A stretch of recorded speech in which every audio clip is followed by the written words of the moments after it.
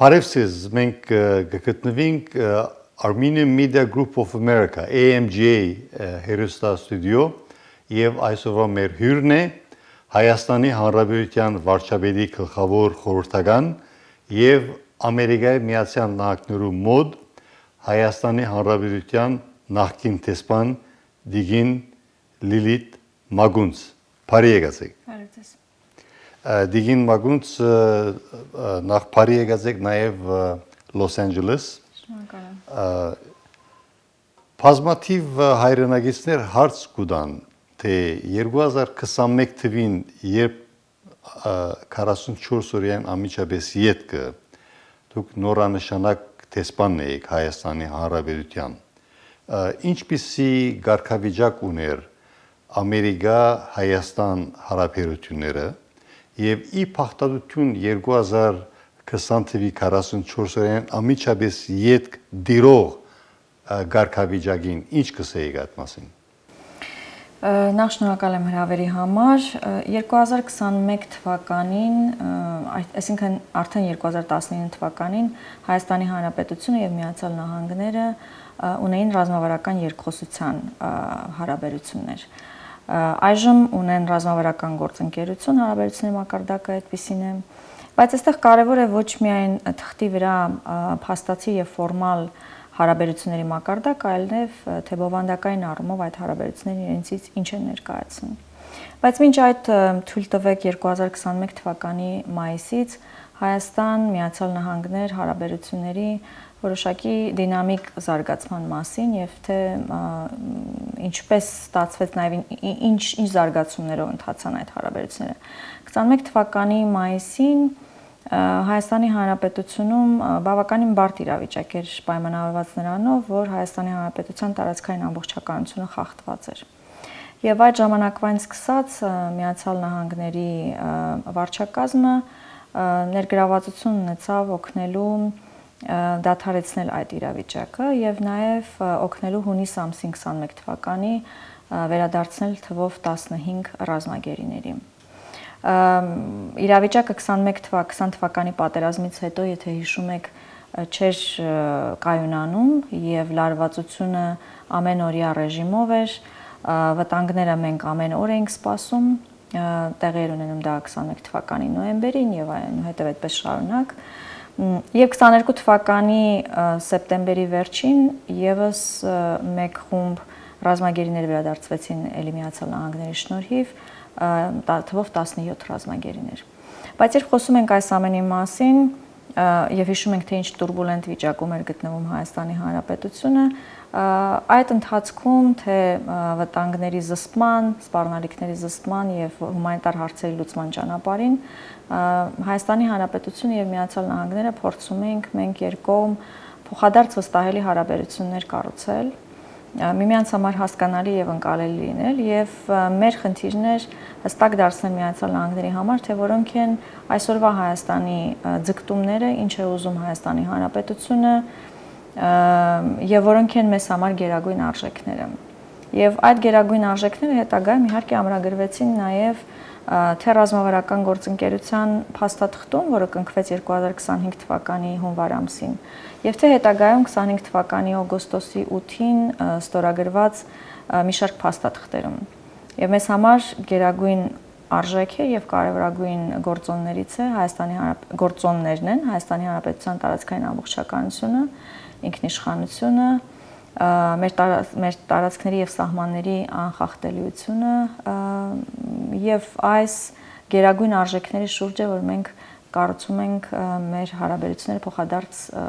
վստահության հիման վրա եւ փոխադարձ շահերի իհարկե նաեւ անխոս։ Կենսական է փոխադարձ, ամեն ինչ փոխադարձ պետք է լա։ Գիտեք, ընդդիմությունը գտնթե, որ ռուսական դաշնությունը միակ վստահելի դաշնագիծն է Հայաստանի համար եւ նաեւ գտնթե, որ Ամերիկայի Միացյալ Նահանգները վստահելի գործընկեր չէ, ինչ կսեիք։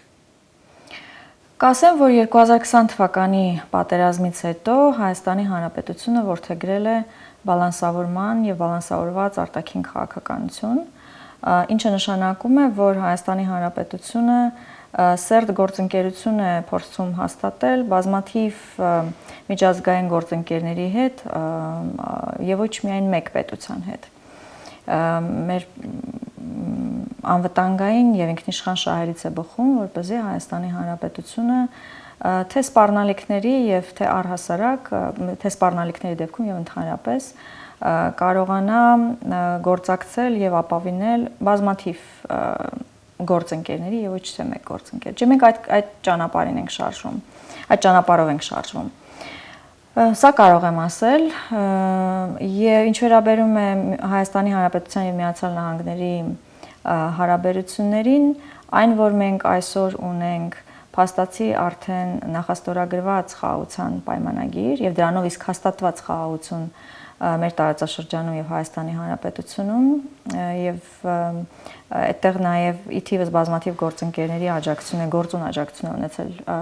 Միացյալ Նահանգները եւ դա է պատճառը նաեւ որ օգոստոսի 8-ի փաստաթուղթը կնքվել է հենց Վաշինգտոնում։ Դա դրա վառ վկայությունն եւ կարեւոր ապացույցներից մեկն է։ Բացի այդ, գիտեք, ես մի քիչ կողմնակից չեմ մրցակցային դաշտ մտնել արտաքին գործընկերների հարաբերությունների հարցում, որտեղ մեզ համար կարևոր են բոլոր գործընկերների հետ հարաբերությունները։ Այլ հարց է, որ լինում են փուլեր եւ իրավիճակներ, երբ գործընկերության մակարդակը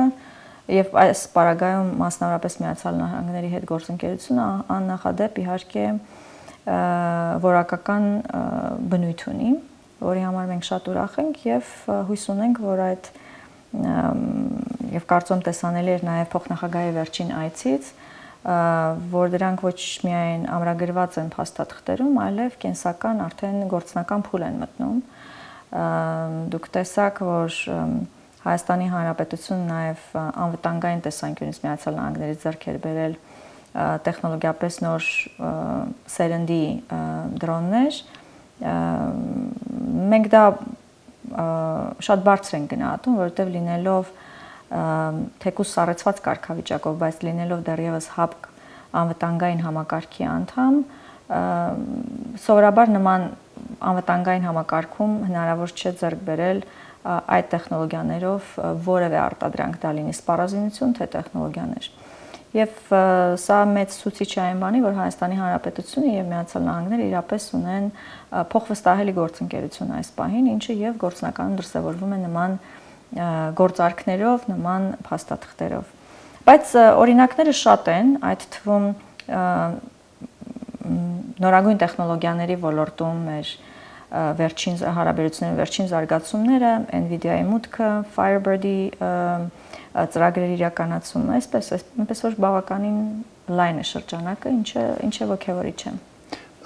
Այսօր այսպես կոչված ընդդիմությունը նաև գբնթե է, որ Թրամփի խաղաղության եւ բարգավաճման ճանապարհը թրիփը այլ բան չէ, եթե ոչ Զանգեզուրյան միջանցք, որ սպառնալիք է Հայաստանի Հանրապետության հողային ամբողջականության եւ ինքնիշխանության։ Ինչ կսեիք այդ մասին։ Հայաստանի Հանրապետության կառավարության դիրքորոշումը հստակ է, որ Հայաստանի Հանրապետության տարածքային ամբողջականության անխախտելիության վերաբերյալ եւ այս տարիների մեր բոլոր ուղղություններով բանակցությունները ուղղված են եղել մեկ բանի, որպեսզի երաշխավորի, որպեսզի ցանկացած բանակցություն երաշխավորի եւ դրա արդյունք, որ Հայաստանի Հանրապետության տարածքում չլինի որևէ արտատարածքային միջանցք։ Թրիփը իրենց չի ներկայացնում արտատարածքային միջանցք, դա այդտեղ ամրագրված են այն սկզբունքները, որը կենսական նշանակություն են Հայաստանի Հանրապետության համար, վերաբերում է տարածքային ամբողջականությանը, ինքնիշխանությանը, փոխադարձությանը, սահմանների անխախտելիությանը, իրավազորությանը։ Եվ ըստ այդմ այս նախագիծը առաջին հերթին տնտեսական զարգացման վերաբերյալ նախագիծ է, որը մեծ հնարավորություններ են ձեռում Հայաստանի Հանրապետությանը տնտեսապես զարգանալու, առևտրի առումով բաց լինելու աշխարհին, տարբեր կենտրոնների, բայց այս նախագիծը նաև կարևորագույն անվտանգային գործոններից մեկն է, որը անհնար է ուղղակի հերքել։ Իսկ ինչ կվերապերի արդակին դաշինքը բազմազան դարձնելու մտքին, նախա 44 օրյա պատերազմի շրջանին ես չեմ հիշել, որ Հայաստանի Հանրապետությունը, հայկական պետականությունը այդքան բազմազան դարձած էր իր արտաքին տնտեսական, քաղաքական, ռազմական դաշինքները։ Այսօր ինչ պատահած է հագապատկեր է, թե ասենք հրաշալի զարգացում է, որ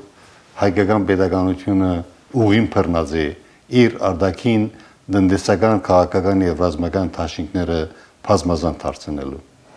Կամ գիտակցումն է, որ մեկ կենտրոնից կախված լինելը X պահի ինչ որ այնպիսի իրավիճակի է կանգնեցնելու Հայաստանի Հանրապետությանը եւ անելանելի իրավիճակի, որը կարող է շատ բացասական, նույնիսկ ողբերգական հետևանքներ ունենալ։ Եվ այդ գիտակցումն է, որ Հայաստանի Հանրապետության կառավարությանը դրդել է որդեգրել հենց բազմազանեցման քաղաքականությունը, թե արտաքին հարաբերությունների առումով եւ թե տնտեսության, էներգետիկան վտանգության, առևտրային հարաբերությունների եւ այլն, եւ այսպես շարունակ, սպառազինությունների եւ անվտանգության տեսանկյունից։ Այդ գիտակցումն է, որ Հայաստանի Հանրապետությունը չի կարող իրեն այդպիսի շռայլություն թույլ տալ եւ կախված լինել միայն մեկ կետից, որովհետեւ ի վերջո X պահի, երբ որևէ գործընկերոջ եւ բնականաբար գիտեք, այստեղ հարցին պետք է նայել զուտ ռացիոնալության, պրագմատիկ հաշվարկների տեսանկյունից եւ որ X պահի կարող է քո եւ մեկ դաշնակցի, միայն մեկ դաշնակցի շահերը ինչ որ պահի չհամընկնել։ Եվ այդ պարագայում դու չպետք է դատապարտված լինես չընտրության, ուղղակի չպետք է դատապարտված լինես դրան։ Եվ այս գիտակցումն է, որ դրդել է հայ կառավարությանը որդեգրել նման քաղաքականություն։ Իսկ ամերիկյան հայկական հարաբերությունների զարգացման ծիրեններս գոհեք ամերիկահայ համայնքեն։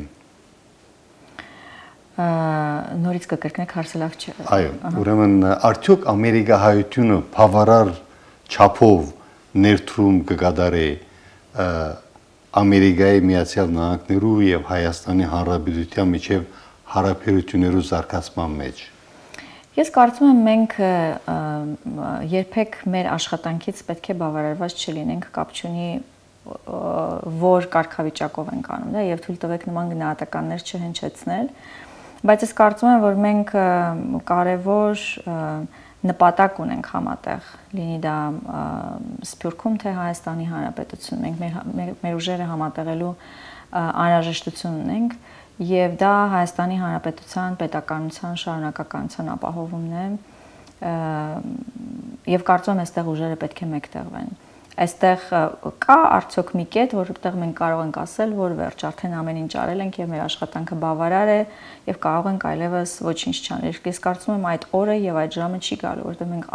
անդադար եւ շարունակաբար այդ ուղղությամբ պետք է աշխատենք։ Երբեք չհոգնելով, երբեք չնահանջելով նրանից, որ երբեմն կարող ենք տարաձայնություններ ունենալ, բայց եթե նպատակը մեկն է եւ դա Հայաստանի Հանրապետության անկախությունն է եւ պետականության շարունակականության ապահովումը, ապա մենք կհաջողենք։ Շնորհակալություն։ Ձեզ եմ շնորհակալ։